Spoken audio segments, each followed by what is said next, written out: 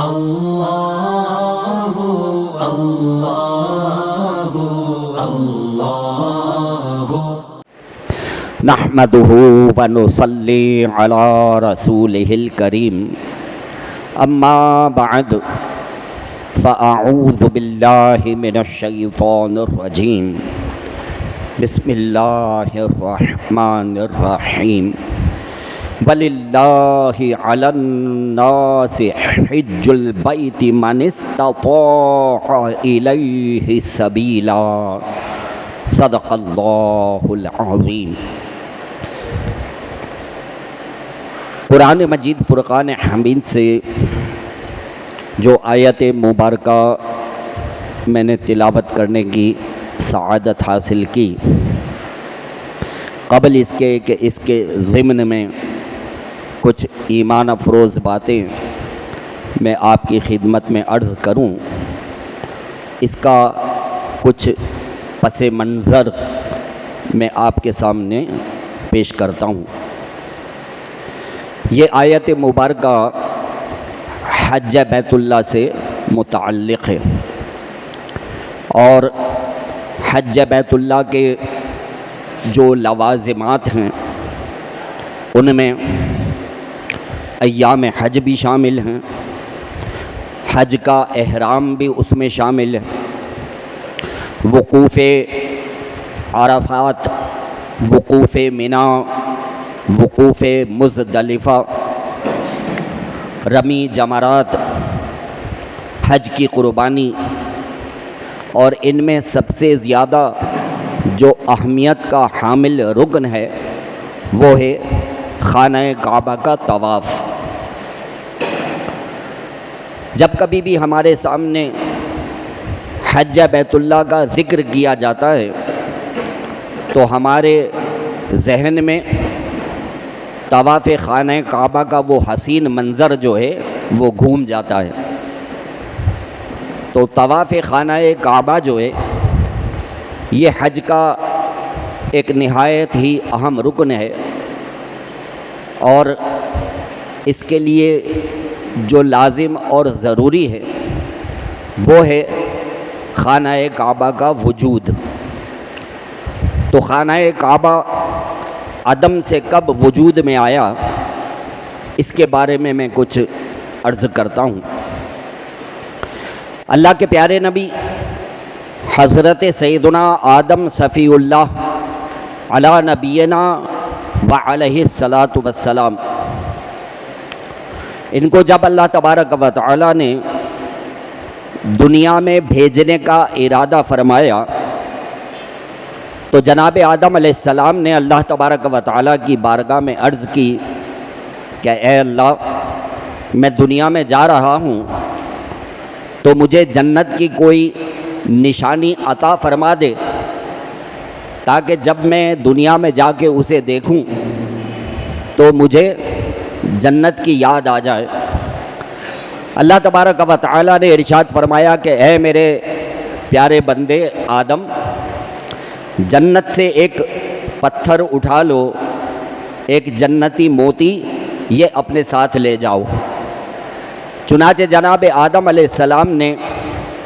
جنت سے سفید رنگ کا ایک بڑا سا موتی یا پتھر جسے آپ کہہ لیں وہ آپ نے اٹھا لیا،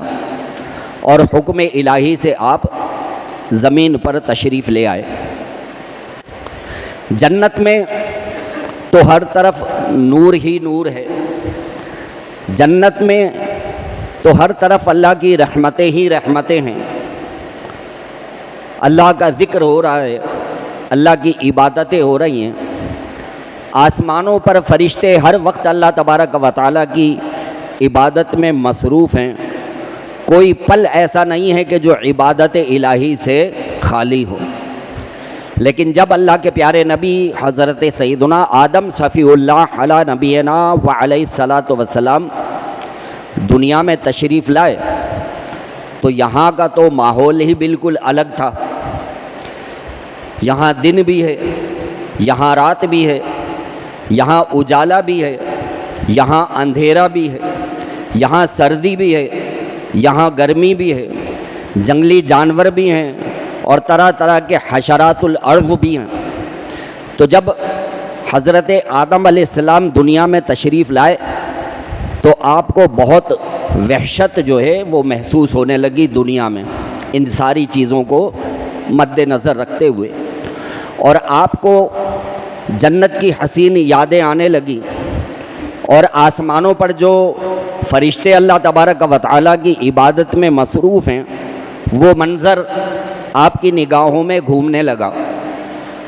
تو آسمانوں پر ایک جگہ ہے جس کو کہتے ہیں بیت المعمور۔ تو بیت المعمور یہ آسمانوں پر ایسی جگہ ہے کہ فرشتے ہر وقت بیت المعمور کا طواف کرتے رہتے ہیں۔ تو جناب آدم علیہ السلام کو بیت المعمور کا وہ طواف کا حسین منظر جو ہے وہ بہت یاد آتا تھا، اور آپ کے دل میں یہ خواہش پیدا ہوئی کہ کاش کہ میرے لیے اور میری اولاد کے لیے اللہ تبارک و تعالیٰ دنیا میں کوئی ایسا گھر جو ہے وہ عنایت فرما دے کہ میں اور میری اولاد اس گھر کا طواف کریں تو بیت المعمور کے طواف کی یاد جو ہے وہ تازہ ہو جائے۔ جب یہ خیال آپ کے دل میں آیا تو جناب جبریل امین علیہ السلام حاضر ہوتے ہیں، حضرت آدم علیہ السلام کی خدمت میں سلام عرض کرتے ہیں اور عرض کرتے ہیں کہ اے اللہ کے پیارے نبی حضرت آدم علیہ السلام، اللہ تبارک و تعالیٰ نے آپ کی اس دل کی خواہش کو یوں پورا فرمایا ہے کہ جو آسمانوں پر بیت المعمور ہے بالکل اس کی سیدھ میں زمین پر جو جگہ ہے وہ آپ کی اور آپ کے اولاد کے لیے مختص کر دی گئی ہے۔ چنانچہ حضرت جبریل امین علیہ السلام نے زمین پر اس جگہ پر نشان لگایا، اور نشان لگانے کے بعد حضرت آدم علیہ السلام سے عرض کرتے ہیں کہ اے اللہ کے پیارے نبی حضرت آدم علیہ السلام، یہ جگہ بالکل بیت المعمور کے نیچے ہے، آپ اس کی تعمیر کریں اور آپ اس کو جو ہے وہ بنائیں اور اس گھر کا آپ طواف کریں۔ اللہ کے پیارے نبی حضرت آدم علیہ السلام نے وہ جو نشان لگایا تھا جناب جبریل امین علیہ السلام نے اس نشان پر جو ہے وہ دیواریں کھڑی کی، اور دیواریں کھڑی کرنے کے بعد آپ نے اس گھر کو جو ہے وہ تعمیر کر لیا۔ حضرت آدم علیہ السلام کا جو قد مبارک تھا،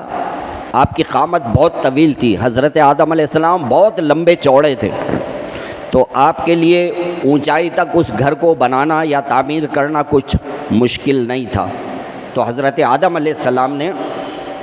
اس گھر کی جو ہے وہ تعمیر کر لی۔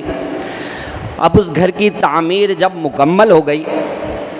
تو جناب آدم علیہ السلام اس گھر کو دیکھ رہے ہیں حیرانی کے ساتھ اور کھڑے ہوئے ہیں۔ تو جناب جبریل امین علیہ السلام جو ہیں وہ عرض کرتے ہیں کہ اے اللہ کے پیارے نبی حضرت آدم علیہ السلام، آپ کے ہی تو دل کی خواہش تھی کہ دنیا میں کوئی ایسا گھر ہو کہ میں اس کا طواف کروں تو مجھے آسمانوں پر ہونے والے بیت المعمور کے طواف کی یاد جو ہے وہ تازہ ہو جائے، تو اب آپ اس گھر کا طواف کیجئے، یہ تو بن گیا۔ حضرت آدم علیہ السلام جو ہیں وہ ارشاد فرماتے ہیں کہ اے جبریل، میری سمجھ میں نہیں آ رہا کہ میں طواف شروع کہاں سے کروں اور کہاں پر ختم کروں، تو اس بات سے مجھے حیرانی ہو رہی ہے کہ کس جگہ سے میں اس کا طواف جو ہے وہ شروع کروں۔ تو جناب جبریل امین علیہ السلام عرض کرتے ہیں کہ اے اللہ کے پیارے نبی حضرت آدم علیہ السلام، یاد کیجئے جب آپ جنت سے چلے تھے تو آپ نے اللہ تعالیٰ کی بارگاہ میں عرض کی تھی کہ یا اللہ مجھے جنت کی کوئی نشانی عطا فرما دے، تو رب کریم نے ارشاد فرمایا تھا کہ اے آدم جنت کا ایک موتی اٹھا لو، یہ تمہارے لیے دنیا میں جنت کی نشانی ہوگی۔ وہ جو موتی اللہ تعالیٰ نے آپ کو عنایت فرمایا تھا وہ آج کے دن کے لیے ہی عنایت فرمایا تھا۔ اب وہ موتی آپ اس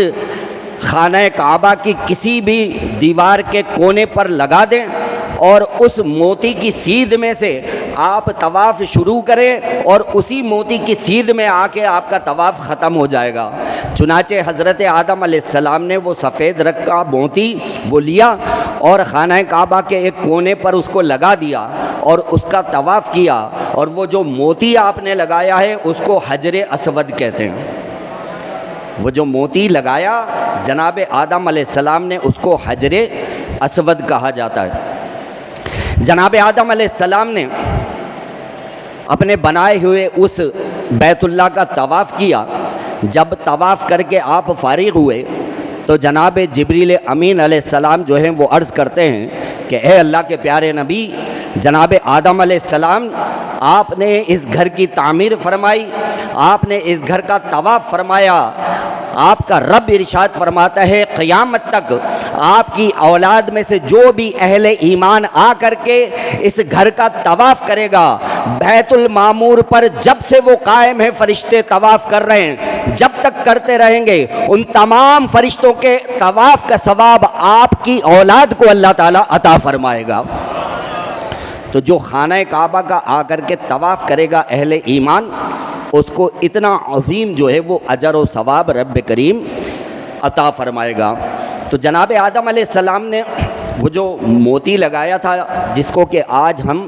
حجر اسود کہتے ہیں، تو وہ حجر اسود جب آپ نے لگایا تھا تو سفید رنگ کا تھا،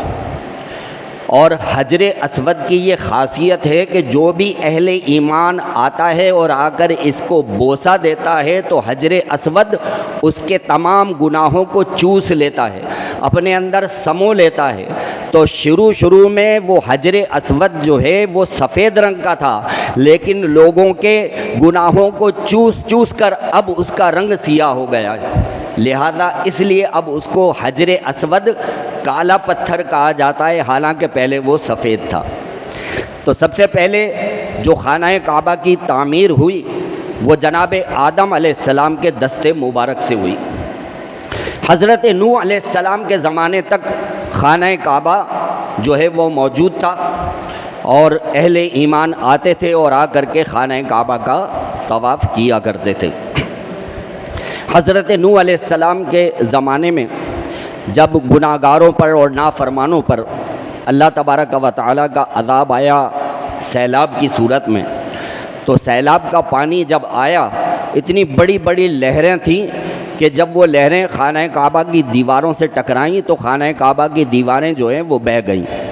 لیکن حجر اسود اسی جگہ جو ہے وہ زمین میں دفن ہو گیا۔ تو ساری دیواریں جو ہے وہ بہہ گئیں، اور جب سیلاب کا پانی جو ہے خشک ہوا، وہ پانی جو ہے زمین میں دوبارہ جذب ہو گیا، تو جس جگہ پر خانہ کعبہ موجود تھا وہاں مٹی کی بہت موٹی تہ جو ہے وہ جم گئی، کہ جس کی وجہ سے جس جگہ وہ خانہ کعبہ موجود تھا وہ جگہ لوگوں کی نظروں سے معدوم ہو گئی۔ اب کئی صدیاں گزر گئیں اور لوگوں کو اب پتہ نہیں تھا کہ خانہ کعبہ کس جگہ موجود تھا۔ اب دوسری مرتبہ خانہ کعبہ کی تعمیر کی جو سعادت حاصل ہوئی وہ جناب ابراہیم علیہ السلام اور ان کے بیٹے حضرت اسماعیل علیہ السلام کو یہ سعادت ملی۔ چنانچہ اللہ تبارک و تعالیٰ نے جناب ابراہیم علیہ السلام کو حکم دیا کہ اے میرے پیارے خلیل ابراہیم، میرے اس گھر کی تعمیر کرو خانہ کعبہ کی۔ تو آپ کی نظر میں تو اس کی بنیادیں تھیں ہی نہیں، تو جناب ابراہیم علیہ السلام نے اللہ تعالیٰ کی بارگاہ میں عرض کی کہ یا اللہ، مجھے تو خانہ کعبہ کی بنیادوں کا پتہ نہیں ہے کہ کس جگہ پر تھیں، تو میں کیسے اس کی تعمیر کروں؟ چنانچہ سورۃ الحج میں رب کریم ارشاد فرماتا ہے وَإِذْ بَوَّأْنَا لِإِبْرَاهِيمَ مَكَانَ الْبَيْتِ، اور ہم نے ابراہیم کو اس گھر کا ٹھکانہ بالکل ٹھیک بتا دیا۔ تو رب کریم نے جناب ابراہیم علیہ السلام کو اس گھر کے بنیادوں کے بارے میں صحیح معلومات جو ہیں وہ عطا فرمائی۔ اب اس آیت مبارکہ کی تفسیر میں جو ہے وہ کئی اقوال ہیں، دو مشہور قول وہ میں آپ کی خدمت میں عرض کرتا ہوں کہ کس طرح سے جناب ابراہیم علیہ السلام کو پتہ چلا کہ کس جگہ جو ہے وہ خانہ کعبہ کی بنیادیں جو ہیں وہ موجود تھیں۔ ایک قول یہ ہے کہ حکم الہی سے ایک بادل آیا اور بادل آ کر کے بالکل اس جگہ پر ٹھہر گیا جہاں پر کہ خانہ کعبہ موجود تھا۔ حکم الہی ہوا، جہاں پر بادل کا سایہ پڑ رہا تھا حضرت آدم علیہ السلام نے اس سائے پر نشان لگایا، اور نشان لگا کے جب وہاں سے مٹی کو کھودا تو خانہ کعبہ کی بنیادیں جو ہیں وہ ظاہر ہو گئیں۔ ایک قول یہ ہے۔ دوسرا قول یہ ہے کہ اللہ تبارک و تعالیٰ نے ایک ہوا کا بگولا جو ہے وہ بھیجا، اور ہوا کا بگولا گھومتا ہوا بالکل اس جگہ پر آ گیا جہاں پر خانہ کعبہ کی بنیادیں زمین کے اندر چھپی ہوئی تھیں۔ تو وہ بگولا اسی جگہ پر تھوڑی دیر رہ کر گھومتا رہا، اور وہاں سے مٹی بگولے کی وجہ سے اڑتی رہی، یہاں تک کہ خانہ کعبہ کی بنیادیں ظاہر ہو گئیں۔ اور حضرت ابراہیم علیہ السلام نے جو ہے اپنے فرزند جناب اسماعیل علیہ السلام کے ساتھ مل کر کے اس جگہ پر جو ہے وہ دیواروں کو تعمیر کیا۔ سنگ اسود بھی وہیں موجود تھا، آپ نے تعمیر کرنے کے بعد حجر اسود بھی اس پر جو ہے وہ نصب کیا۔ اب خانہ کعبہ کی جب تعمیر ہو گئی اور تعمیر مکمل ہو گئی تو رب کریم نے ارشاد فرمایا کہ اے میرے پیارے خلیل ابراہیم، اب میرے بندوں کو حکم دو کہ وہ آئیں اور آ کر کے اس گھر کا جو ہے وہ طواف کریں اور حج کریں۔ چنانچہ ارشاد ربانی ہوتا ہے وَأَذِّن فِي النَّاسِ بِالْحَجِّ، اور اے ابراہیم لوگوں کو حج کرنے کے لیے عام ندا کرو، آواز دو لوگوں کو کہ وہ آئیں اور آ کر کے حج کریں اور اس گھر کا جو ہے وہ طواف کریں۔ اب دوبارہ حضرت ابراہیم علیہ السلام حیران و پریشان کھڑے کہ یا اللہ، میں آواز دوں گا تو کتنے لوگ سنیں گے؟ میرے سامنے تو یہ مکے کی مختصر سی آبادی ہے، جو آب زمزم کی وجہ سے یہاں کچھ لوگ آباد ہو گئے تھے، کچھ قبیلے ہیں۔ تو اے اللہ، میں آواز دوں گا تو کون سنے گا؟ یہ مختصر سی آبادی ہے، یہی سنیں گے، تو میرے آواز دینے کا فائدہ کیا ہوگا؟ تو رب کریم ارشاد فرماتا ہے کہ اے میرے پیارے ابراہیم، آواز دینا تمہارا کام ہے، اور تمہاری آواز کو اپنے بندوں تک پہنچانا یہ میرا کام ہے۔ تم آواز دے کر کے تو دیکھو، پھر دیکھنا کتنے لوگ تمہاری آواز کو سن رہے ہیں۔ چنانچہ حضرت ابراہیم علیہ السلام خانہ کعبہ کے بالکل سامنے ایک سیاہ رنگ کا پہاڑ ہے، اس کو کہا جاتا ہے کوہ ابو القبیس۔ تو جناب ابراہیم علیہ السلام کوہ ابو القبیس پر جو ہے وہ چڑھ گئے، اور کوہ ابو القبیس پر چڑھنے کے بعد جناب ابراہیم علیہ السلام نے اس طرح سے آواز دی، فرمایا یا ایھا الناس فاسعوا للحج ھذا البیت، اے لوگو دوڑو، کوشش کرو، جد و جہد کرو حج کرنے کے لیے اس خانہ کعبہ کی، اور آؤ اور آ کر کے خانہ کعبہ کا حج کرو، طواف کرو۔ مفسرین کرام فرماتے ہیں کہ جب جناب ابراہیم علیہ السلام نے یہ آواز دی تو اللہ کے حکم سے دنیا میں جہاں جہاں انسان آباد تھے سب نے حضرت ابراہیم علیہ السلام کی آواز کو سنا ہے۔ دنیا میں جہاں جہاں تھے سب نے حضرت ابراہیم علیہ السلام کی اس آواز کو سنا۔ مزید سنیے، جو دنیا میں موجود تھے نہ صرف انہوں نے سنا بلکہ جو اپنی ماؤں کے رحموں میں تھے، ابھی پیدا ہونے والے تھے، جن کی مائیں امید سے تھیں،